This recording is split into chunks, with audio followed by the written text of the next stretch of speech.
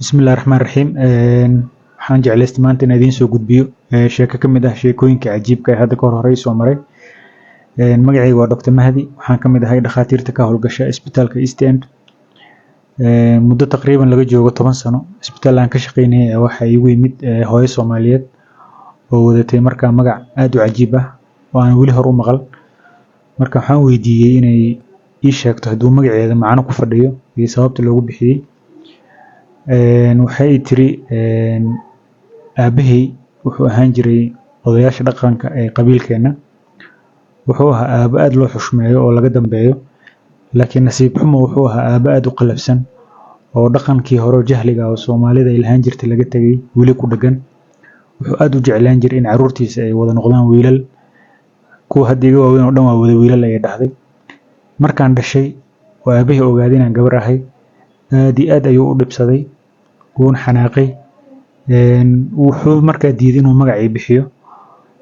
hooyaday waxay isku dayday aabahay inay ka dhaadhiciso inuu magacii bixiyo oo uusan tuurin aabihii markuu wuxuu yiri gabar faa'iido ma lahane gabadhaada meesha aragtid geyso hooyaday waxay tiri markaa gabadhan faa'iido way leedahay caruurtaadana way ka mid tahay haddaad diidin inaad magac u bixisid hadda wixii ka dambeeyay gabadheeda faa'iido lahaa magaca faa'iido marka halkaas ayuu ka yimid dhahay doctor waxay iga sheekaysaa bal adiga iyo aabbo meesha ku kala dambeyseen waxay tiri ma rumaynaysaa aabbo oo waayeel ah oo indhoolo ah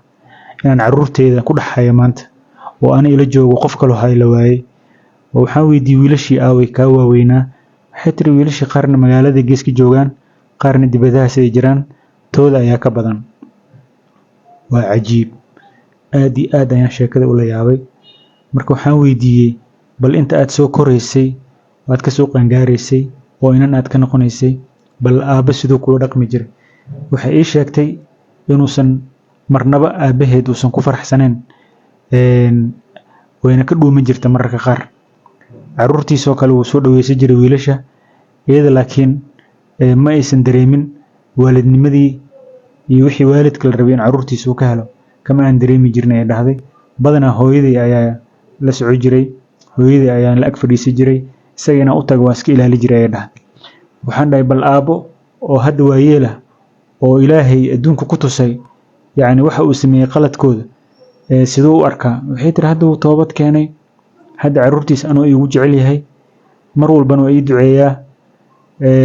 hadda waa isku fiicannahay dhahay marka sheekadan waxay tusinaysaa oo cashar ay u tahay waalidiinta weli fikirkaas ku dambeeyo oo u kala yaxanay caruurtooda oo kala fadilayo oo aaminsan wiilasha inay yihiin kuwa faa'iido leh hadda zamankan la joogo waa la wada ogyahay dadka wax u tara familiadooda waa gabdho u badan hadda ka hor yar ka shaqeey xawaaladaha ayaa wuxuu ii sheegay waalidiinta ay soo bilaan gabdhahooda oo dibadda ay u jiraan hadduu biilka ka kala go'o deen ayaan siinaa oo dhah laakiin wiilasha kuwa ay soo bilaan deen ma siino maxaa yeelay khibrad ahaan waxaan ku aragnay ayuu dhahay waalidiinta ay gabdhahooda u maqan yihiin marnaba lagama yaabo inay biilaan dhigaan laakiin wiilku waa laga yaabaa mararka qaar inuu cudur daarto saa darteed ma sii deemin karno qof aan hubin in wax loo soo dirayo in kale marka sheekadaas intaasaa kusoo gabagabaynayaa bal idinkana wixii idinkaga soo baxay bal hoos noogu soo gudbiya waana mahadsantihiin